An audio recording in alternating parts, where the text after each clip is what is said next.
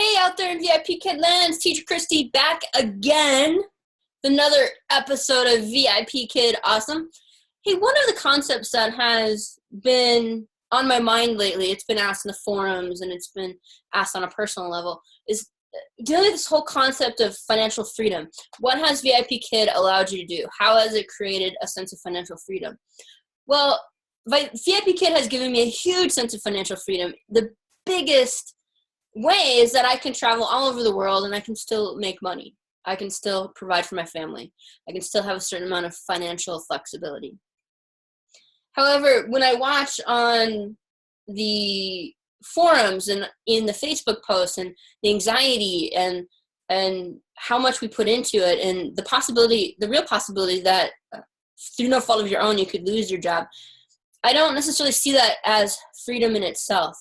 So what does financial freedom mean to me? How I view financial freedom is that diversification is good. I had a job as a college professor. I made a really good income, full-time college professor for 10 years when my company instantaneously went out of business. And I watched all of my colleagues scramble. For me, it really wasn't that big of a deal because I've always felt that I could never really trust one source of income.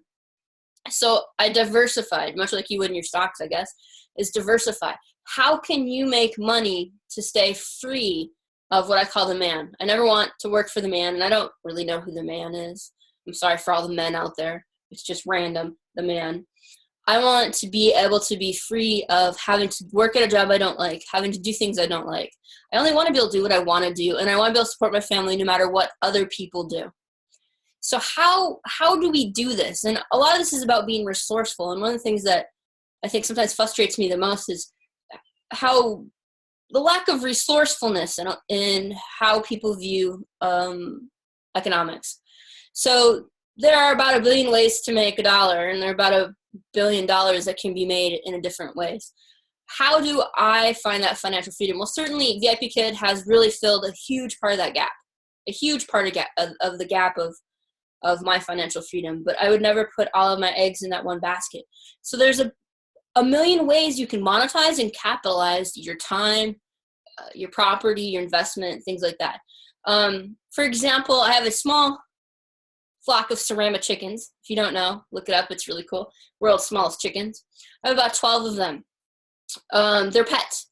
But because they're specialty chicken, I got them for that reason. I sell eggs on eBay. I'll sell the hatching eggs on eBay.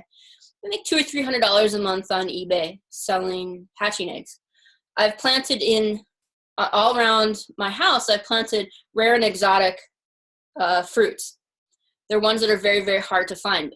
Interestingly enough, I've chosen ones that if you stick a leaf in a pot, they all sell fruit. I sell thousands and thousands and thousands of plants. The amount of money that I can make on that is relatively limited to the amount of time I have to dig them up and sell them on eBay. I've monetized my property in terms of, this year I'm going to Thailand, so I rented out a couple of different chunks of land. Small. I live in a suburban area. Small areas where people can go ahead and plant their plants. I have a number of different classes that I offer. You monetize YouTube. You actually can make money if you get enough of a following on YouTube as a residual income. Not a lot, maybe $100 or $200 a month. But if you're getting the point, all of this adds up. Simply writing, a couple of different things on an ebook. You're not going to make $1 million probably on any one of these things unless you have some kind of crazy dog and then you become a millionaire YouTuber. But you will find ways to diversify. So and knocking on wood, hope it never happens, something happens with VipKid or any one of my jobs, I have any one of 20 different alternatives that I can do at any one time. For me, this is freedom.